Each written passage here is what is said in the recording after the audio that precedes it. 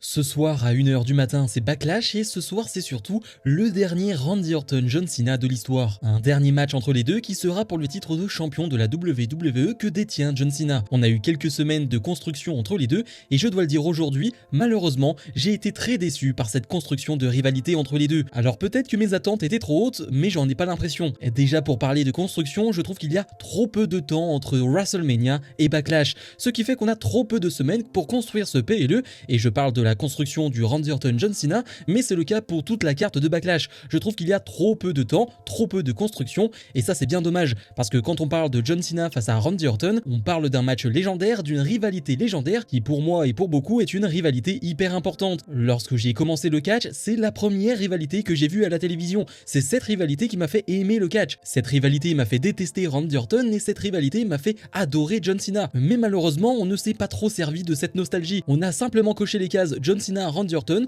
Backlash, ça suffira. Il y a le prestige de ce match, la ceinture qui est en jeu, et on n'a pas fait grand chose autour de cette construction. Alors qu'il y avait tellement à raconter avec cette fois-ci pour la première fois un John Cena en heel et un Randy Orton babyface. On n'a finalement eu qu'une seule promo entre les deux, et bizarrement cette promo était excellente. Mais sinon, à part cette promo, on a eu que des RKO out of nowhere de Randy Orton sur un John Cena qui faisait une promo solo sur le ring, et ça c'est bien décevant. Personnellement, je m'attendais à tellement plus, peut-être parce que je suis un énorme fan de cette rivalité et un énorme fan de Randy Orton, mais ce que j'ai eu au final me déçoit forcément. J'en voulais plus. Je voulais plus de promos, plus de punchline, plus de tension entre les deux. Là, ce qu'on a au final, c'est un Randy Orton qui pose des RKO chaque semaine et qui pose avec le titre. C'est à peu près tout. Alors cela ne veut pas dire que ce match ne m'intéresse plus du tout, c'est un match que je regarderai avec beaucoup d'attention ce soir et possiblement avec beaucoup d'émotion, mais sur le papier, il y avait tellement mieux à faire. Alors n'hésitez pas à me dire en commentaire de cette vidéo ce que vous en avez pensé de la construction de cette rivalité entre Randy Orton et John Cena.